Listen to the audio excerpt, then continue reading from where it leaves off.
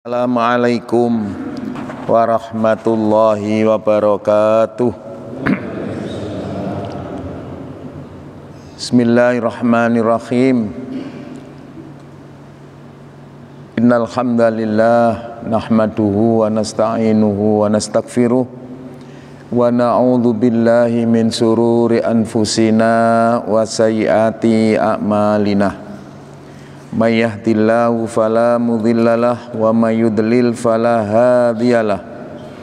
Asyhadu an la ilaha illallah wahdahu la syarikalah wa asyhadu anna Muhammadan abduhu wa rasuluhu la nabiyya ba'dah. Allahumma shalli wa sallim wa barik ala Muhammad wa ala alihi wa ashabihi wa man tabi'ahum bi ihsanin ila yaumil qiyamah. Wa ba'du, qala ta'ala fi kitabil karim, a'udzu billahi minasyaitonir rajim. Ya bani adama khudhu zinatakum inda kulli masjidin wa kulu wasrabu wa la tusrifu innahu la yuhibbul musyrifin. Wa qala aidan innallaha yuhibbut tawwabina wa yuhibbul mutatahhirin. Shadaqallahul adzim. Para bapak, ibu, jamaah salat subuh yang saya hormati, mudah-mudahan kita tetap di dalam petunjuk Allah Subhanahu wa ta'ala, sehingga kapanpun dan dimanapun apa yang kita lakukan senantiasa terjaga olehnya, sehingga kita senantiasa melaksanakan kebaikan-kebaikan dan senantiasa menghindari kemungkaran-kemungkaran. Mudah-mudahan yang kita lakukan ini senantiasa mendapat ridha Allah Subhanahu wa ta'ala. Salawat serta salam mudah-mudahan tetap terucapkan pada Rasulullah Muhammad SAW. Mudah-mudahan kita senantiasa bisa melaksanakan sunnah-sunnahnya, sehingga kelak di hari kiamat kita akan mendapatkan syafaatnya, tentunya dengan izin Allah Subhanahu wa ta'ala. Memang Rasulullah bisa memberikan syafaat kepada umatnya, tentunya umatnya yang selama hidupnya senantiasa melaksanakan sunnahnya. Yang pertama. Yang kedua, malaikat bisa, Rasul bisa memberikan syafaat kepada umatnya manakala diizinkan oleh Allah. Jadi kalau tidak diizinkan oleh Allah, tentunya dilihat seberapa jauh kita punya amal yang baik, seberapa jauh kita punya amal yang tidak baik. Itulah yang menjadikan pertimbangan diizinkan tidaknya syafaat Rasul kepada kita. Oleh sebab itu, kalau kita mengharap syafaatnya, pertolongannya, mau tidak mau selama hidup ini kita harus senantiasa melakukan sunnah-sunnahnya. Termasuk di antara sunnah-sunnah itu adalah kita dengan setia, dengan istiqomah mau mengikuti majelis-majelis ilmi, majelis-majelis taklim atau kajian-kajian di mana saja kita lakukan. Yang penting kajian-kajian itu bisa menambah kedekatan kita kepada Allah Subhanahu wa ta'ala, bisa menambah semakin sempurnanya ibadah kita kepada Allah Subhanahu wa ta'ala. Jadi kalau kita mengevaluasi, saya sudah ikut pengajian sekian tahun, kira-kira apa hasilnya? Ya, indikatornya hanya seberapa jauh kita semakin dekat kepada Allah dan seberapa jauh kita semakin jauh kepada Allah Subhanahu wa ta'ala. Jadi orang yang senang ngaji harus lebih baik segala sesuatunya daripada orang yang tidak mau ngaji. Jangan terbalik, Orang yang tidak pernah ngaji justru kebaikannya lebih tinggi daripada orang yang senantiasa mengaji. Siapa yang bisa mengevaluasi diri kita sendirinya? Diri kita sendiri ya. Introspeksi itu jauh lebih baik daripada dikoreksi orang lain. Cuman yang menjadi penyakit kita senang ngoreksi orang lain tapi berat mengoreksi dirinya. Nah sekarang dibalik Pak, senang mengoreksi dirinya, tidak suka ngoreksi orang lain. Semakin sering kita introspeksi, semakin kurang kita ekstroversi kepada orang lain. Semakin lemah introspeksi kita terhadap diri kita, semakin gampang kita menilai orang lainnya. Jadi ini mindset yang harus dirubah. Para jamaah yang berbahagia, seringkali di dalam kita orang tua membimbing agama kepada anak-anaknya ini belum berhasil. Jadi saya mengatakan istilah belum berhasil, tidak menggunakan istilah tidak berhasilnya. Sebab kalau belum, berarti masih ada harapan untuk berhasil di kemudian hari. Selama kaidah-kaidah di dalam tarbiyah yang sering dilakukan oleh Rasulullah SAW ini kita lakukan. Kenapa belum berhasil di dalam kita membimbing agama kepada anak-anak kita? Yang pertama, kurang keteladanan kita orang tua. Biasanya orang tua itu kan senang instruksi. Nyuruh, ngongkon, larang. Tapi tidak diimbangi dengan keteladanan orang tua. Kan banyak Pak ya, kita menuntut anaknya itu hafal Al-Quran, tapi kita orang tua tidak ada usaha untuk menghafalkan. Alasannya apa? Oh, bapak ibu kan sudah sepuh. Orang sudah sepuh itu kan pikirannya sudah Bapak, sudah ruwet Pak ya. Mikir ini. Sehingga kalau menghafalkan Al-Quran, ayat yang satu dihafalkan, pindah ke ayat yang lainnya, ayat yang tadi sudah hafal hilang kembali. Sampeyan nggih ngoten, Pak? Mari ngapalno ini, hafal, pindah, engko sing wis hafal hilang. Ya. Makanya pembiasaan itu penting ya. Sulit kalau tidak ada. Jadi keteladanan, Pak. Nek sampean kepingin anaknya, terutama ini anak yang masih dalam bimbingan kita di rumah kita Pak ya, seneng jamaah di masjid, itu sampean kudu lebih awal datang ke masjid. Dicontoh Pak ya, keteladanan sampean sekali bisa merubah sekian banyak ketidakbaikan anak kita daripada instruksi sampean beribu-ribu kali kepada anak. Ayo nang masjid, ping 1000 Pak. Itu hasilnya nol. Tapi kalau sampean terhadap anaknya, ayo ikut ke masjid, digandeng, itu lebih baik. Tapi sekarang kan orang tua jarang Pak ya, gandeng anaknya ke masjid. Jarang Pak. Saya kadang-kadang kalau di sini heran, kok tidak ada anak-anak sama sekali ini. Ya, apa memang sudah zero growth? Apa Pak zero growth ini? Pertumbuhannya sudah nol. Ya, tak tontok itu gak ono arek cilik-cilik pelwayon belas. Kalau kita sholat gak krungu suarane guyune arek. Ya. Ini memang anaknya tidak ada Pak ya, yang ada yang sepuh-sepuh ini. Kalau di tempat saya sana itu paru-paru Pak, 50 anak-anak, 50 orang dewasa. Jadi kadang-kadang nek wae jamaah ya setengah kayak pasar, setengah kayak kuburan, kadang-kadang sepi, kadang-kadang ramai.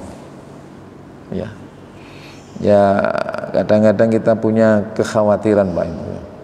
Siapa yang akan melanjutkan aktivitas kita kalau anak-anak itu tidak ada. Ya. Anu nakal ya Pak, itu sewentai, mboten-ngoten enggak ganggu. Kita ini bukan malaikat Pak. Nabi itu juga merasa terganggu dengan, ya. Nabi sholat ditunggangi putune itu biasa Pak. Nabi sholat kadang-kadang gendong putune. Kan itu Pak ya. Kan dicontohkan oleh Rasulullah. Jadi nek sampean di putu cilik, kebetulan tidak tahu ya, mungkin di rumah tidak ada orang yang menunggui, sampai najak sholat. Ada yang sakit lungguh ya Pak, gak usah lungguh Pak. Bahaya itu loh. Yang penting kan pada saat kita berdiri, pada saat kita ruku, bayinya itu tetap dipondong. Tapi nek waktu sujud, bayinya diletakkan. Itu yang dicontohkan oleh Rasulullah SAW. Nanti kalau kita berdiri lagi, diangkatlah, angkat. Nah, pembiasaan yang demikian ini masih sering kita tidak melihat. Yang sering kalau ada anak kecil ke masjid ramai, nek gak iso meneng wis kono metu wae. Gak sono kene kan begitu Pak ya. Nah, lalu kemudian memang penting ya kita pengelola masjid ini membuat masjid kita ini ramah anak. Tidak hanya ramah lingkungan Pak, ramah anak ya. Sering saya sampaikan itu. 10 menit sebelum sholat maghrib ben itu kayak kondulinan sak karepe ya. Disiapno bandulan, disiapno macam-macam.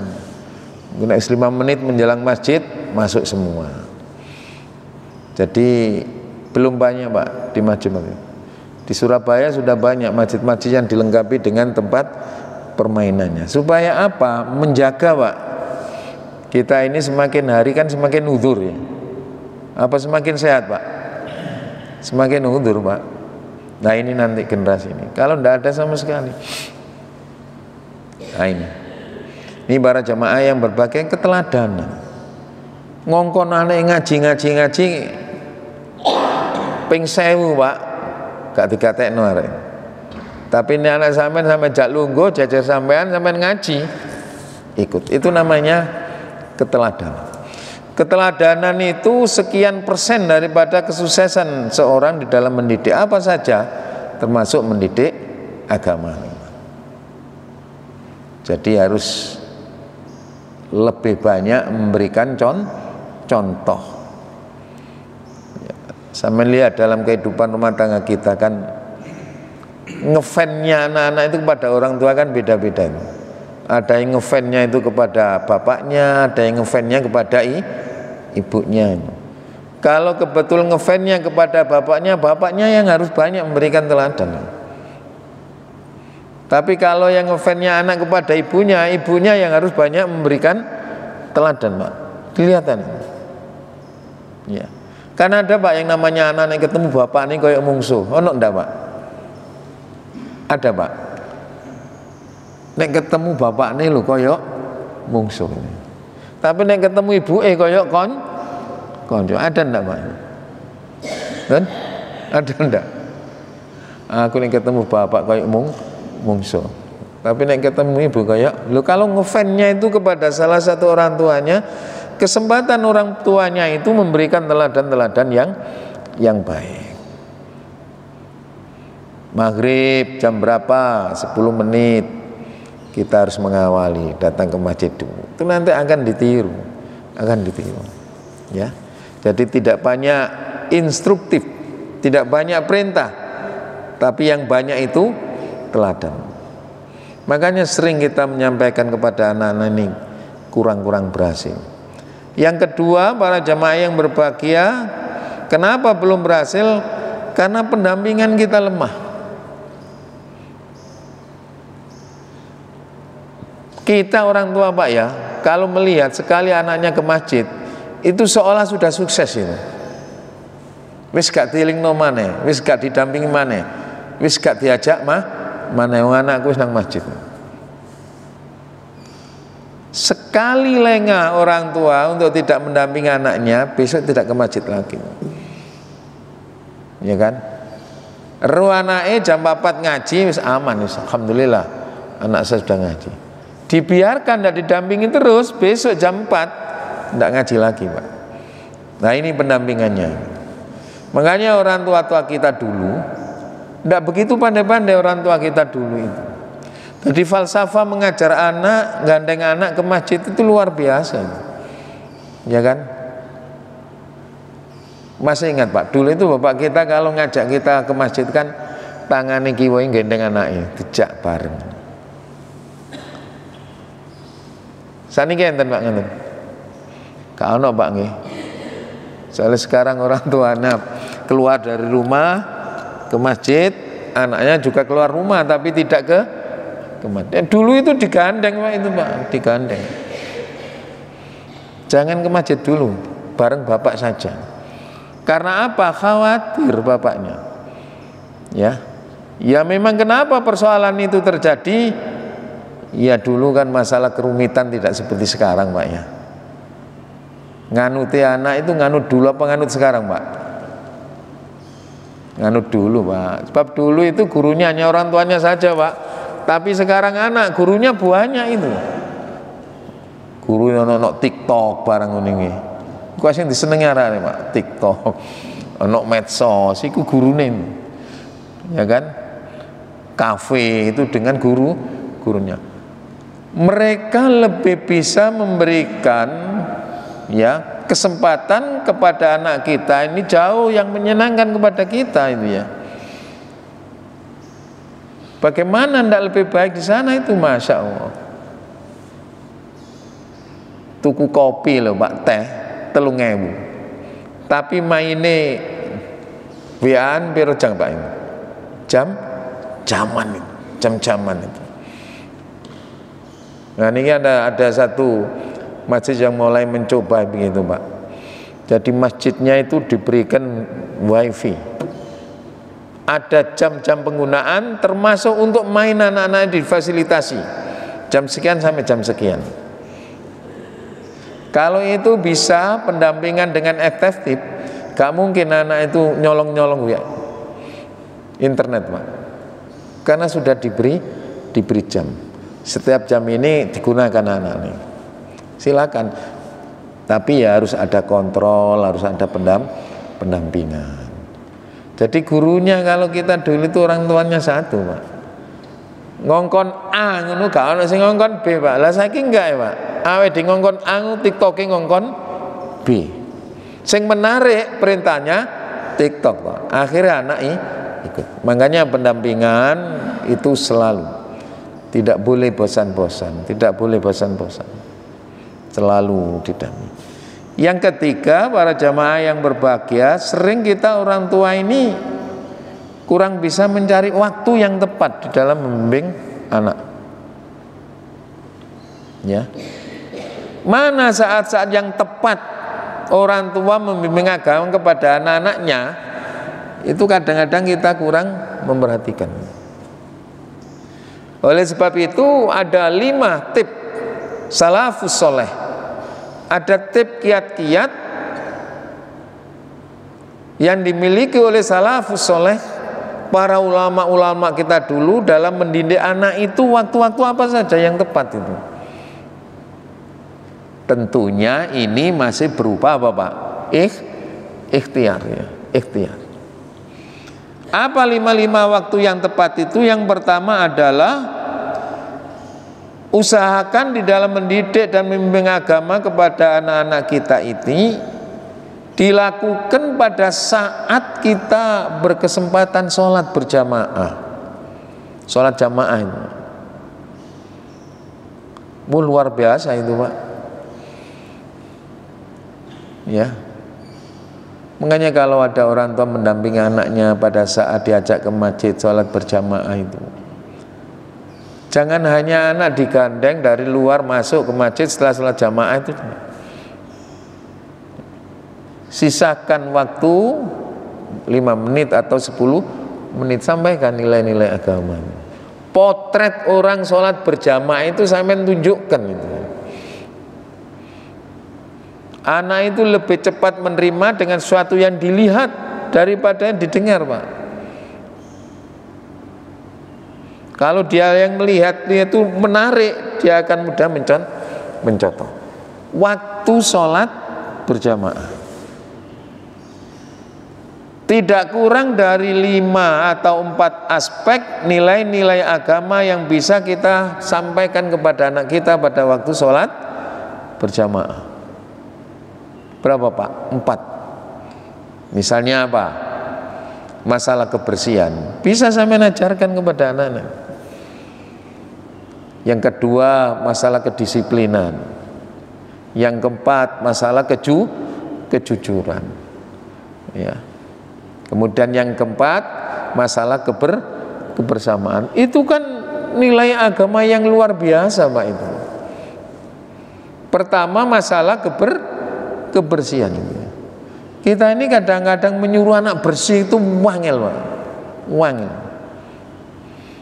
Tapi kalau pembelajaran masalah kebersihan sampai tarik, sampai aja anak-anak kita pada waktu sholat berjamaah, dia itu akan manduk-manduk, Pak. Ya kan? Jangankan mau sholat kita harus bersih, baru disuruh pada saat masuk masjid saja kita harus bersih kan, Pak? Iya kan?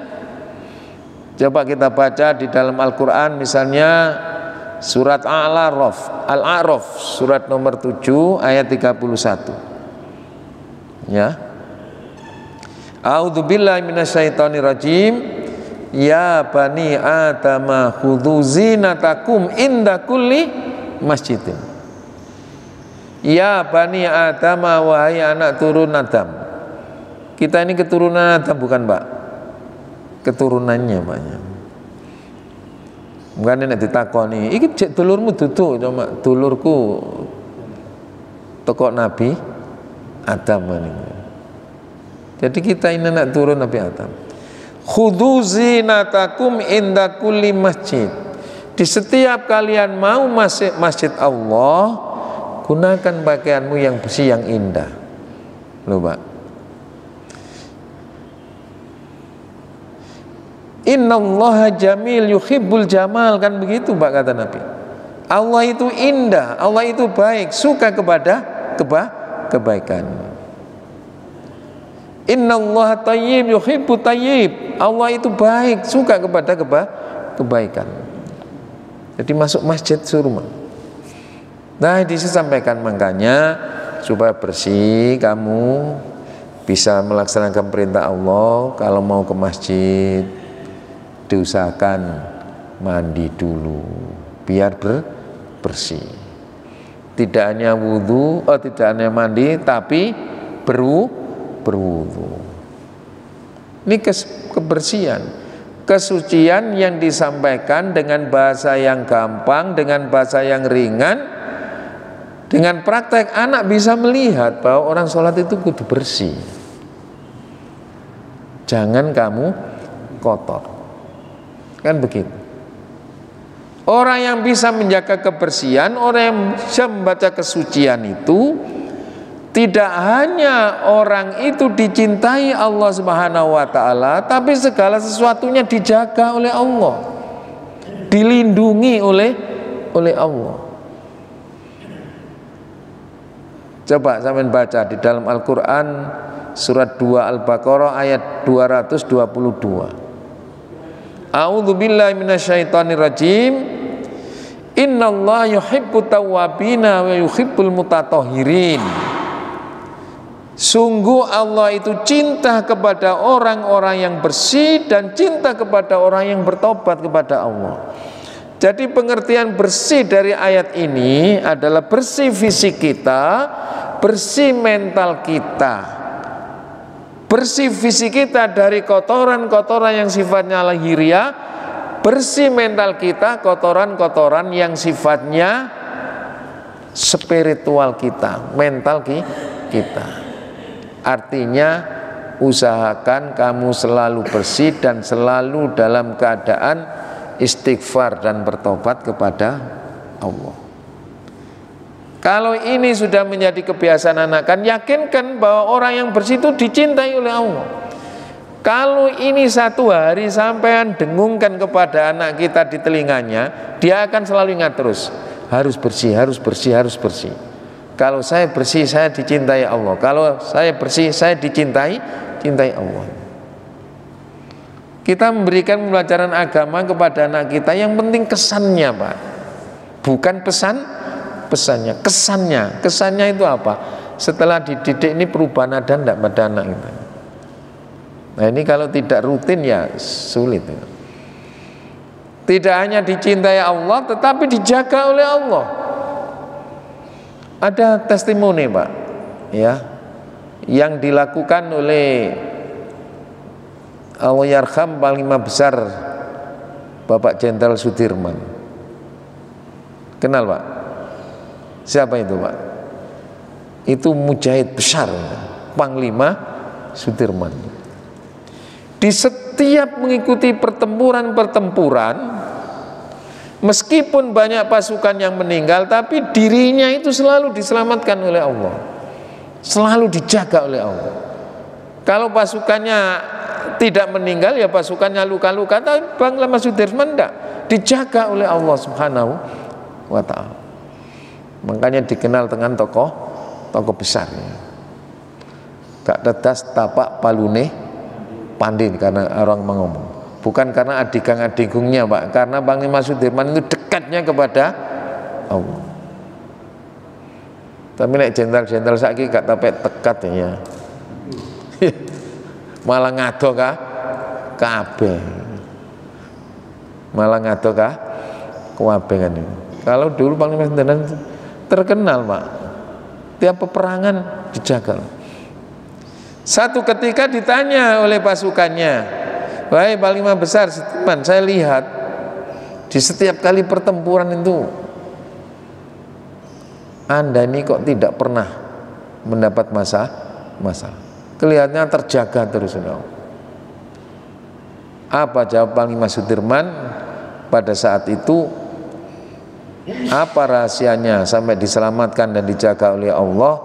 Yang pertama, tidak pernah meninggalkan wudhu, Pak. Wudhu itu untuk apa, Pak? Sholat. Orang biasa tidak sholat, tidak wudhu, tidak apa-apa. Tapi Panglima Sudirman menjaga itu, Pak, kebersihan. Jadi ngentut nunu wudhu, ngentut nunu wudhu. Nah, awak dewe iki ngentat-ngentut kadang-kadang gak wudhu. Ruru mlebu waktu maghrib, sholat, lali loh. Mari salam aku mengentut gurungku. Tapi Panglima Sudirman enggak. Ya. Dia menjaga bersih. Karena dia keyakinan bahwa berwudu itu tidak hanya membersihkan fisik, tapi membersihkan hati. Perang untuk mendapatkan kesuksesan tidak boleh hanya dilandasi dengan nafsu tidak. Harus dilandasi karena ini perintah Allah. Kalau menganggap ini perintah Allah, nilainya ibadah. Kalau nilainya ibadah, akan mendapat pahala dari Allah. Kalau dia kalah dalam perangnya, hidupnya harus mulia. Tetapi kalau matinya adalah syahid. Kan itu betul. Ish kariman aumut syahidan. Kita ini ingin hidup mulia, apa mati syahid. Lah ndi enggak ya, Pak ya? Syahid ya gurung, mulia ya kan mulia nih. Nah ini Panglima Sudirman tidak pernah meninggalkan wudhu. Yang kedua, kata beliau, saya tidak pernah meninggalkan sholat tanpa berjamaah. Dihitung, Pak ya, sak minggu iki awak dhewe gak jamaah ping pira, Pak? Gak mentas ngitung ya? Saking akeh ngenten, Pak ya? Oh enggak, insya Allah enggak. Jamaah terus jamaah. Enggak pernah meninggalkan berjamaah. Kalau Bapak sebagai pemimpin rumah tangga tidak pernah meninggalkan sholat berjamaah, cepat atau lambat akan dicontoh, ditiru oleh anak kita. Cuma kadang-kadang kan orang tua, ayo masjid kan udah jamaah. Nah bapak kadang jamaah karena masjid.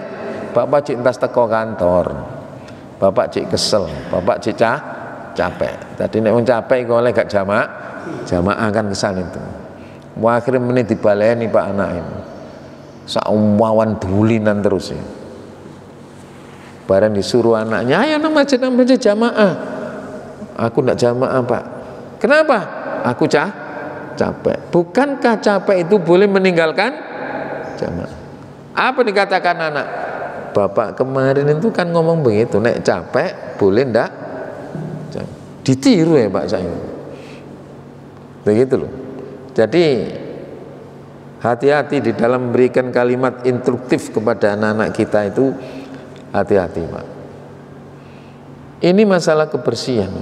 Yang ketiga, Pak Lima Sudirman tidak pernah setiap keluar dari pintu rumah tanpa bersedekah. Jadi nek metu teko omahe mesti nggo duwe pak, disedekah. Ya, kan luar biasa. Bukankan as-shadaqatu tudfi'ul itu apa pak? Bala. Bukankah sedekah itu bisa mencegah, menahan seseorang dari musibah, dari bala. Sampean mau pergi ke Jakarta, keluar rumah sedekah dulu kepada kanan kiri kita atau mampir dulu ke masjid, cari kotak infak, masukkan. Dalam rangka apa? Menyelamatkan kita dalam perjalanan. Ini yang selalu dilakukan oleh Panglima Besar Sudir. Tidak pernah keluar rumah tanpa sedekah. Tuh Pak, wudu terus, jamaah terus, sedekah terus. Itu dijaga oleh Allah Subhanahu wa ta'ala. Ini yang didengar oleh anak kita, kalau kita wudu bersih, dijaga. Ya kan? Akhirnya anak-anak selalu senang berwudu. Teko sekolah wis kembu nang masjid jamaah. Kan itu yang harus kita sampaikan, kebersihan. Innallaha yuhibbut tawwabina wa yuhibbul mutatahhirin. Bukankah orang yang menjaga kebersihan ini juga sama dengan orang yang menjaga akidahnya kepada Allah Subhanahu wa ta'ala? Ya. Ada satu hadis pendek yang meskipun ini masih dalam perdebatan apakah sahih apakah tidak, tetapi untuk motivasi kita untuk beramal kepada Allah, saya kira baik untuk dilaksanakan. An-nadzafatu minal iman. Kebersihan itu pangkal dari keimanan. Pangkal pak, dasar iman itu orang yang mau bersih, orang yang mau bersih. Ini disampaikan kepada anak kita pada waktu sholat berjamaah. Jadi jangan sampai pada waktu sholat jamaah, assalamualaikum, anak langsung digelendeng metu. 5 menit saja pak, disampaikan pak. Jadi gambarannya, orang sholat itu dilihat anak sebagai slide. Nah ini yang kedua, para jamaah yang berbahagia, nilai-nilai kedisiplinan bisa kita sampaikan kepada anak kita pada waktu sholat berjamaah.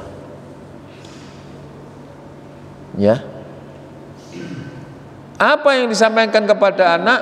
Betapa pentingnya nak dalam kehidupan ini menjaga waktu. Menjaga waktu. Sholat itu kan ada waktu-waktunya pak ya. Duhur ada, asar ada, maghrib ada, isya ada, subuh ada waktu-waktunya ini. Sholat itu. Duhur ada. Kalau kamu keluar sholat dari waktumu ini, kamu tidak jadi sholatnya, tidak sah. Ya, tidak sah. Makanya Allah mengatakan di dalam Al-Qur'an, ya, dalam Al-Qur'an surat 4 An-Nisa ayat 103. Ya. An-Nisa surat 4 ayat 103. A'udzubillahi minasyaitonir rajim. Inna sholata alal mu'minina kitabam mauquta. Sungguh salat itu bagi orang yang beriman suatu kewajiban dan sudah ditentukan waktu-waktunya. Kalau meleset sedikit tidak boleh ya. Tidak boleh. Orang yang menjaga waktu sholat oleh Rasulullah SAW disamakan derajatnya dengan orang yang jihad di jalan Allah. Luar biasa Pak ini. Nah, ini saya sampaikan supaya kita tidak mudah menyanyiakan waktu ini. Masa mlebu masjid ngenteni nek wis qomat, jangan Pak. Ya kan? Itu kan sudah menjadi rahasia umum ya. Kalau ke masjid tidak cepat-cepat masuk masjid, tapi droan di teras, sampai ngomong ngalor ngidul, ngulon ngetan, nisormu munggah, baru komat kupu. Ya. Berapa kesempatan waktu untuk sampean gunakan berdoa kepada Allah dan doanya dijabahi oleh Allah kalau itu yang kita lakukan. Ya. Coba kalau sampean misalnya masuk ke masjid, sudah niatkan karena kita niat ibadah kepada Allah Subhanahu wa taala, salat 2 rakaat tahiyatul masjid. Ya kan? Gunakan setelahnya salat kita berdoa kepada Allah Subhanahu wa taala, lebih-lebih doa di antara azan dan iqamah. Lho Pak. Tadi mari adzan Pak menuju iqamah, gunakan kesempatan untuk berdoa. Jangan digunakan saling jawil-jawilan, ngomong nih jawilan ngomong. 5 menit kesempatan setelahnya adzan dan qomah, waktu yang mustajabah. Ya. Kata Rasulullah sallallahu alaihi wasallam mengatakan kepada kita, la yuratu du'a'u bainal adhani wal iqamah. Allah tidak akan menolak doanya seseorang yang dimohonkan antara adzan dan iqamah. Ya. Nah ini adzan dan iqamah kan kesempatan 5 menit kita 5 menit gunakan. Ini waktu. Dan waktu itu cepat berlalu. Waktu itu tidak bisa diganti yang lain. Waktu itu ibarat apa? Pedang, kasaif. Ilam taktau fakot aktoka. Kalau kamu tidak bisa menggunakan waktu dengan sebaik-baiknya, kamu akan digilas waktu. Inilah rahasia orang beramal. Kenapa tidak boleh ditunda-tunda? Kita ini berlomba dengan waktu. Betapa tingginya kita bersedekah, berinfak pada saat waktu subuh. Manfaatkan itu Pak. Itu tidak akan ketemu di waktu yang lain. Jadi waktu itu cepat berlalu. Hari ini hari apa Pak? Ahad. Kemarin Sabtu. Besok Sabtu. Kita baru Jumat, sudah besok Sabtu. Terus begitu.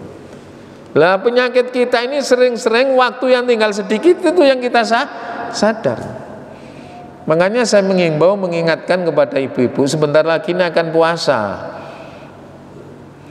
Kalau ibu-ibu masih punya karena halangan masih punya hutang, diselesaikan puasanya, sehingga di saat kedatangan puasa tahun berikutnya kita tidak punya hutang. Itu biasanya Pak, sekian lama waktu itu longgar ibu-ibu tapi nggak nyaur-nyaur, tapi nek terus kurang saulan rongulan gowo pun aku kurung mari ya masih mendingan ya. Asas kita kan lebih baik terlambat daripada tidak kan, terlambat daripada tidak. Loh ini kedisiplinan, disiplin. Ayul amali akhabbu ilallah, wahai Rasul, Amalan apa yang sangat dicintai oleh Allah? Rasul mengatakan, qala as-salatu ala waqtiha. Salatlah tepat pada waktunya. Dalam hadis yang lain, as-salatu fi awwali waqtiha. Salatlah di awal waktunya. Kenapa sih kita? Sebab kita itu tidak tahu apa yang akan terjadi. Yang dikhawatirkan oleh Allah Subhanahu wa taala, jangan sampai kita menunda-nunda kebaikan. Kebaikan belum sampai kita lakukan, lalu ajal menjemput kita, rugi, Pak, bangkrut. Kan sering loh, Pak. Engko aing. Ayo tanang masjid, engko aku waktu di masjid. Nek wis pensiun. Barang pensiun diparani temen nang masjid ndak, Pak? Ndak nang masjid. Kenapa kok ndak nang masjid? Kena stroke, Pak. Ya apa ngewangi masjid? Biyen waktu sehat engko aing. Barang pensiun wis mari kena sapa sing ngero, Pak? Ya, sapa sing ngero? Namanya ajal itu jam melihat waktu, gak nontok loro apa enggak. Ruru klepek-klepek. Berita mari omong-omongan jamaah, mulai loh terus berangkat. Innalillahi wa inna ilaihi rajiun. Jangan sampai amal ibadah yang baik ini menjadi keinginan, belum sampai kita laksanakan. Itu diajarkan pada mumpung anakmu kecil, kamu masih panjang usiamu, biasakan yang ya. Qultu tsumma ayyu, sahabat mengatakan setelahnya itu wahai Rasul, birrul walidain, bakti kepada orang tua. Tsumma qala ayyu ya Rasul, kemudian apa wahai Rasul? Rasul mengatakan al jihadu fi sabilillah. Jadi ada 3 amalan yang derajatnya disamakan oleh Allah Subhanahu wa taala, yaitu sholat tepat pada waktunya, birrul walidain, bakti kepada orangnya, dan sholat dan berjihad di jalan Allah. Luar biasa. Makanya pernah terjadi pada masa Rasulullah mengajak jamaahnya untuk menunaikan ibadah haji, ada salah satu jamaah yang tidak ikut wahai Rasulullah. Lalu sama sahabat ini mengatakan kepada Rasulullah, Rasulullah, aku tidak bisa ikut haji bersama Rasulullah. Ya. Karena apa? Karena saya harus menjaga orang tua saya sedang sakit. Apa Rasulullah SAW mengatakan? Menjaga orang tua itu sama dengan jihad di jalan Allah. Haji juga jihad di jalan Allah. Begitu, Pak. Ini menjaga waktu, kedisiplinan, ada waktu. Kalau ini terus menerus kita sampaikan kepada anak kita, gak usah nyuruh mana, Pak. Waktu ini dhuwur anak wis gopo, atus gopo wudu, gopo sarungan nang masjid. Kita tinggal merasa alhamdulillah, mendoakan mudah-mudahan anak saya istiqomah. Lah saiki kan ndak mengkel terus. Karena waktunya kurang tepat. Itu disiplin kita sampaikan kepada anak-anak kita. Yang ketiga, para jamaah yang berbahagia, kejujuran. Apa pelajaran kejujuran yang bisa kita ambil pada saat sholat berjamaah? Betapa hebatnya seorang imam, ya, betapa banyak hafalannya seorang imam. Di saat dia ngimami, lalu dia itu batal, ditanjutkan enggak Pak imam ini, Pak?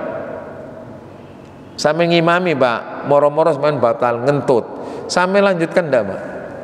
Imamnya itu. Gimana Rasulullah mengajarkan? Imamnya ini sih, Pak, sing batal. Sing ganteni siapa, Pak? Sing gurine. Lagi lo sering-sering, kenapa sih orang kok gak seneng sholat di depannya, di dekatnya imam? Alasannya, nggone imamnya batal, aku gak iso nih. Iya kan? Aku gak iso ganten. Lo pernah terjadi itu, Pak. Batal temen imamnya metu gak ono sing ganteni, Pak. Akhir kanan kiri woyo-woyoan, one sing ganteni, kone sing ganteni. Lah kok sholat sampai guyon sampai ngomong. Akhir apa? Jamaah ini dibuyarno. Wis gak jamaah nih, kalau sing siap no nggak? Kan gitu. Makanya kalau dulu seperti sekarang ini ya, kalau dulu di masjid di kampung-kampung itu mesti dekatnya kanan kirinya imam mesti ada pintu keluar Pak. Nek batal itu tinggal. Nah, masjid di kampung-kampung kan besar-besar Pak ya. Sekarang ini masjid ngepres ya, tanahnya didik gak ono nggone. Jadi kadang-kadang kalau imamnya mau batal iki liwat endi jamaahane muah akeh nginone ndak ada. Maju Pak. Ini bentuk kejujuran. Betapa seseorang harus jujur itu. Walaupun dia menjadi imam, sudah tinggal salamnya saja batal, harus jujur. Kan begitu. Ini bisa ditarik dalam dunia kehidupan bermasyarakat kita. Imam itu pemimpinnya orang sholat berjamaah. Di rumah ini pemimpinnya adalah bapak. Kalau seorang imam sholatnya batal, keluar. Seorang bapak kalau di rumah sempat melakukan ketidakbaikan, harus jujur menyampaikan permintaan maaf. Nah ini yang jarang terjadi dari orang tua. Titik-titik nih anaknya salah, jaluk sepura kan nangan ibumu, jaluk sepura kan nangan bapak nih. Bapak nih ibu salah nangan anaknya, gak gelem jaluk sepura. Apa alasnya? Nama iki pimpinannya aku. Opo jare aku. Kalau kejujuran kan enggak itu. Menjadi imam salat masjid tidak boleh bohong. Menjadi imam dalam rumah tangga tidak boleh bohong. Menjadi presiden dalam kehidupan negara tidak boleh bohong.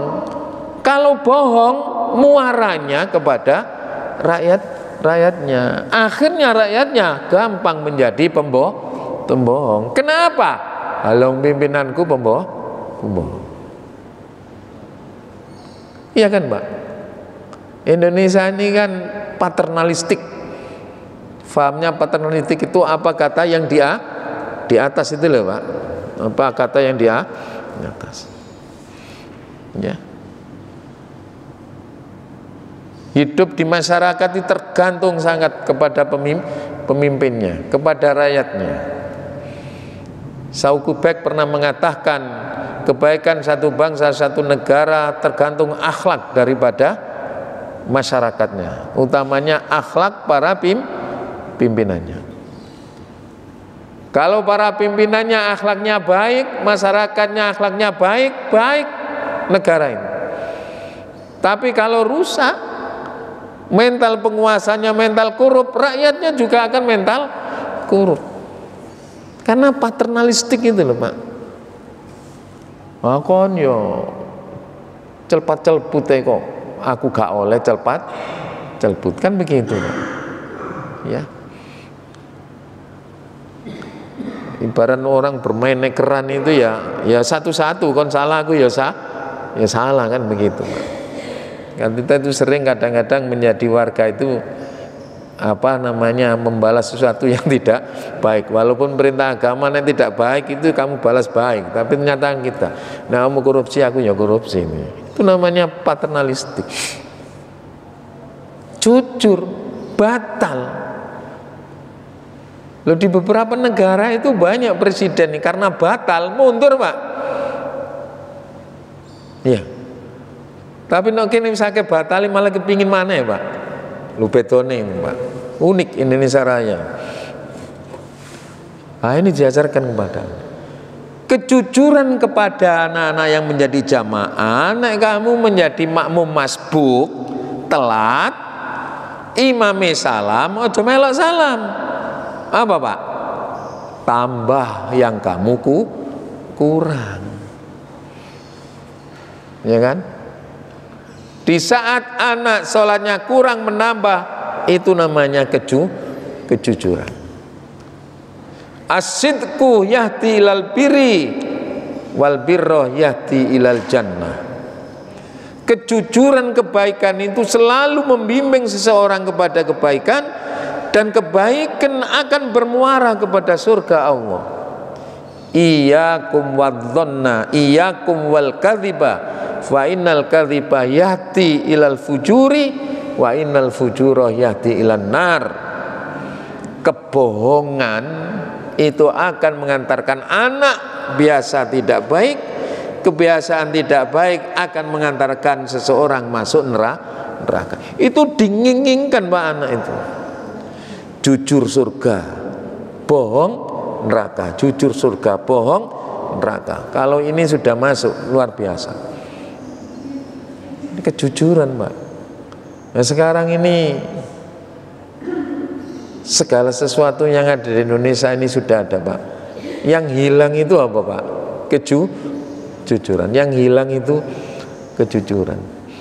Makanya ya sedikit demi sedikit kita kembalikan sifat kejujuran dalam diri kita. Bukankah kejujuran ini salah satu menjadi motivasi Rasulullah SAW di dalam mendakwakan Islam, dan dakwanya itu bisa diterima oleh masyarakat luas karena kejujuran Rasulullah. Kalau peribahasanya apa Pak? Sekali lancung apa Pak? Ya. Sekali lancung di ujian, seumur hidup orang tidak percaya, kan ada peribahasa itu. Dulu Pak, peribahasa saya kuno arek sekolah selali kabeh Pak. Nek ben kon duapalno. Sekali tidak jujur di ujian, seumur hidup orang tidak percaya. Seumur hidup orang Pak. Kejujuran sekali akan diikuti, ketidakjujuran sekali akan diikuti kejujurannya. Pembohongan sekali diikuti kebohongan kedua, kedua diikuti pembohongan ketiga, ketiga diikuti pembohongan keempat, terus begitu. Disampaikan kepada anak-anak kita betapa pentingnya jujur. Ya, sebagaimana dikatakan Rasulullah, orang yang jujur akan terjaga perbuatannya. Kalau sudah terjaga perbuatannya, gilirannya surga tempat. Una aku jujur swarga. Makanya terus anak ingin kadang-kadang ngilingno kan kepada bapaknya, ibu, sing jujur itu swarga. Ngono kadang-kadang wong tua ya gak nrimakno. Arek gak usah nuturi wong tua. Padahal wong anak nutur itu mergo entuk pelajaran teko nggone wong tua. Yang keempat, para jemaah yang berbahagia, nilai positif agama yang bisa kita ajarkan pada saat sholat berjamaah adalah kebersamaan. Coba, kebersamaan. Membangun satu umat, membangun satu jamaah tidak bisa dilakukan orang per orang. Kebersamaan. Walaupun Rasulullah SAW diangkat menjadi imam sholat, tidak serta-merta menggunakan hak prerogatifnya dia sebagai imam, lalu dengan cepat dia menghadap kiblat, dengan cepat dia takbiratul ikram. Tidak, yang dilakukan Rasulullah menghadap dulu kepada jamaah.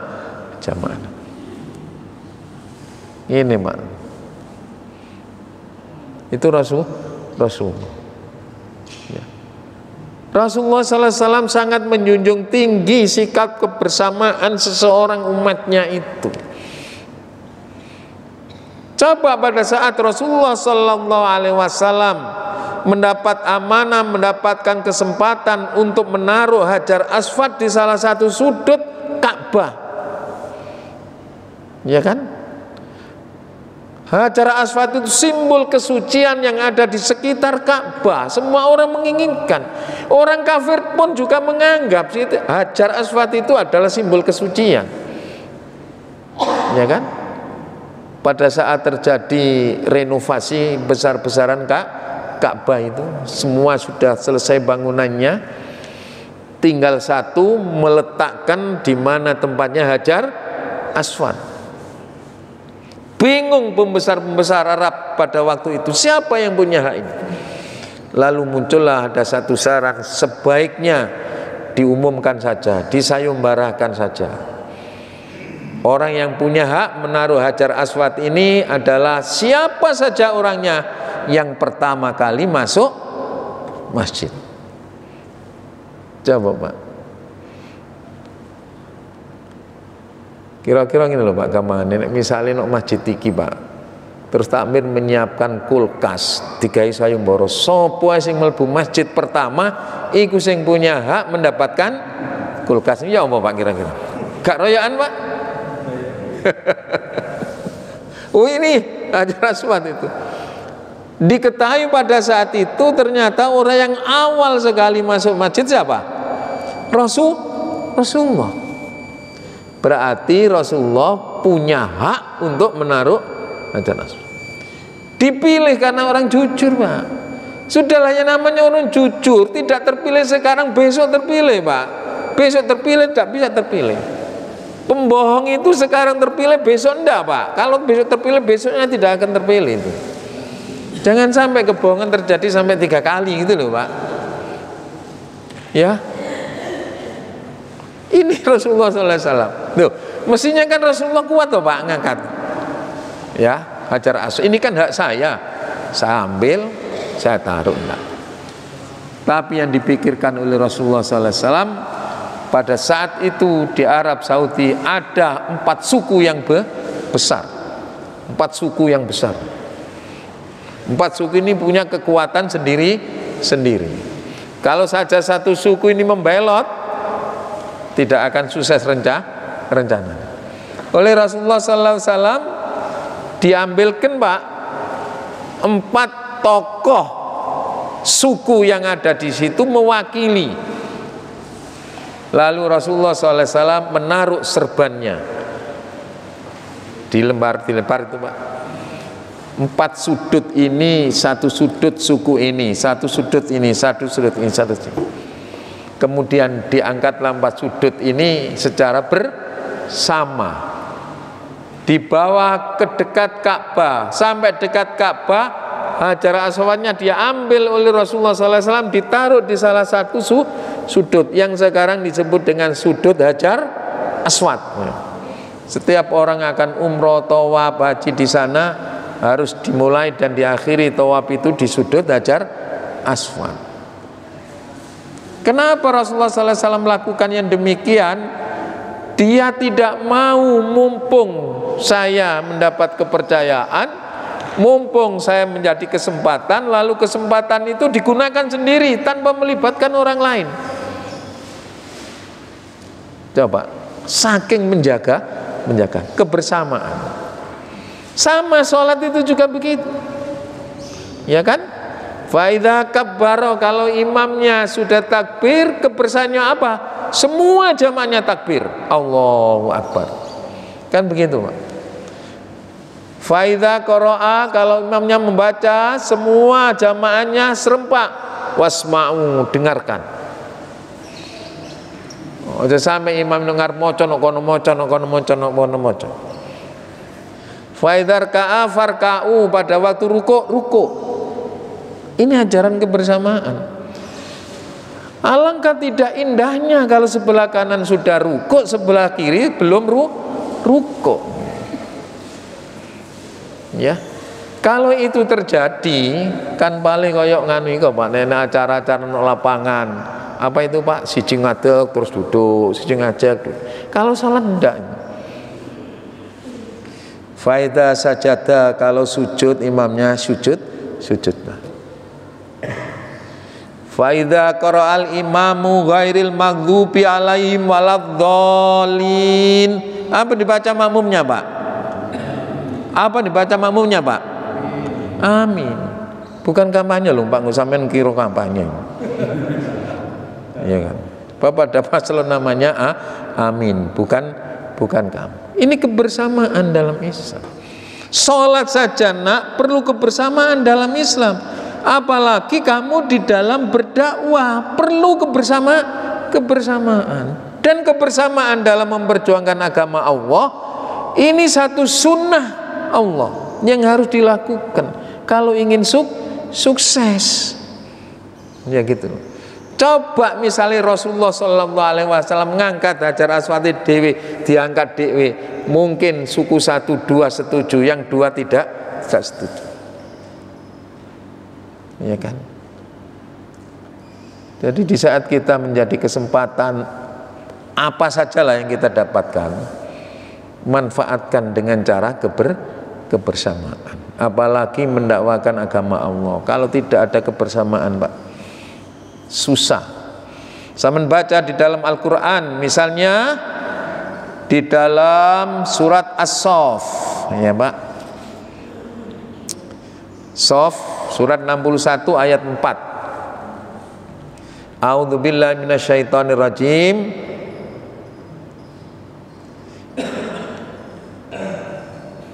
Ya, kata Allah Subhanahu wa taala, innallaha yuhibbu man qatalal musaffat. Allah senang kalau di dalam mendakwakan agama itu bersop-sop seperti sholat. Ya.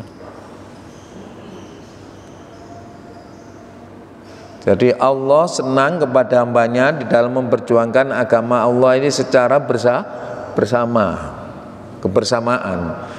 Ini kita ajarkan kepada anak kita. Setiap anak di rumah punya tugas sendiri-sendiri, tanggung jawab sendiri-sendiri. Tapi kerja yang sifatnya kolektif itu jauh lebih baik hasilnya. Kalau nak, kamu bagamu ini ngepel, nek sing resik-resik gurung mari, ewang ono ngresiki. Nek sing resik-resik wis mari, ewang ono ngepel. Nek sing ngepel wis mari, resik bantu. Ini kebersamaan. Tanggung jawabnya tetap, tapi dalam menyelesaikan pekerjaan kolegial katanya orang sekarang. Dikerjakan secara bersama-sama, itu jauh lebih baik. Dalam menumpas, dalam membersihkan kemungkaran saja suruh kebersamaan itu. Kalau kamu melihat satu kemungkaran, rubahlah dengan tangan, dengan kekuasaan. Kan begitu, Pak. Penguasa itu punya kekuasaan, hanya tanda tangan seret ini saja, selesai semuanya. Kalau itu punya kesempatan, iya kan? Kalau yang tidak punya kesempatan, kita bukan penguasa, kita orang yang ahli bernasihat, sampaikan. Tugasnya khotib-khotib, ya, tugasnya takmir-takmir, atau kita semuanya. Kalau melihat kemungkaran, diingatkan. Kalau tidak punya kemampuan begitu, cukup dalam hatinya. Ya, kita berazam, ya Allah, mudah-mudahan kemungkaran tidak sampai mengena diri saya. Dan kalau kemungkaran itu terjadi pada diri orang lain, mudah-mudahan orang lain segera menyadari dan meninggalkan. Ini kebersamaan, Pak. Tidak bisa aku mentang-mentang pimpinan wis, terserah aku, tidak bisa. Lalu yang lainnya, apakah hanya cukup menjadi penonton? Tidak boleh. Makanya saya sampaikan kepada para jamaah semuanya, dalam menghadapi pilihan ke depan ini, jangan sampai ada di antara kita yang tidak menggunakan hak pilihnya. Semua harus menggunakan. Karena 1 detik sampai di bilik, ya, suara akan menentukan nasib sampai 5 tahun yang akan datang. Tinggal milih, Pak. Nek nasib sampean saiki kepingin terus, ya berkelanjutan. Nek nasib sampean kepingin berubah, ya apa, Pak? Loh, gak wani ngomong tuh. Mosok nginai politik, bukan, Pak. Jangkakno pengajian ini bab politik. Lu misalnya ono bab politik pengajian ini, lu gak apa-apa, Pak, sah-sah saja. Cuma sekarang ini kena penyakit Islamubia. Ngertos, Pak? Penyakit Islamubia. Ngertos nggih? Penyakit Islamubia iku karepe iki Islam iku salat tok ae lho, poso tok, zakat tok. Wis aja atik ngomong negara. Nek sing ngomong negara wis cukup aku. Orang yang berpegang dengan asas kemapanan itu biasa begini. Nek wis mapan, wis enak. Aja sampai liyane iki oleh ganti ngono lho, Pak. Iku jeneng asas kemapan. Dan asas kemapanan di Indonesia itu sangat kuat. Sangat kuat. Upaya-upaya untuk melanggengkan kemapanan itu, ya subhanallah, subhanallah. Itu namanya Islamofobia. Jangan ngomong politik no masjid. Itu Islamofobia. Wedi dengan Islam. Padahal Islam itu kafa. Udkhulu fi silmi kafa. Masuk Islamlah dengan kafa. Jadi saya mengimbau kepada panjenengan semuanya, gunakan hak pilih yang 1 detik menentukan 5 tahun ke depan. Ini para jamaah yang berbahagia, kebersamaan yang diajarkan pada saat sholat berjamaah. Pilih membimbing anak-anak ini satu ketika kita bersama anak-anak sholat berjamaah. Sisakan 5 menit, 10 menit, tinggal sebentar di masjid untuk menyampaikan itu, Pak. Assalamualaikum, assalamualaikum, gak sama itu di sini. Bapak cerita, nah itu disampaikan. Itu masya Allah, keberhasilannya jauh lebih besar daripada kita menyuruh. Itulah para jamaah, di antara waktu yang tepat untuk membimbing agama orang tua kepada anaknya pada saat sholat berjamaah. Mudah-mudahan yang lainnya bisa kita sampaikan pada kesempatan yang lain. Mudah-mudahan yang kita lakukan hari ini diterima, diridhai oleh Allah, menjadi amal soleh, amal ibadah kita yang akan mendapatkan balasan dari Allah Subhanahu wa ta'ala. Subhanakallahumma bihamdika asyhadu an la ilaha illa anta astaghfiruka wa atubu ilaik. Ihdinas siratal mustaqim. Assalamualaikum warahmatullahi wabarakatuh.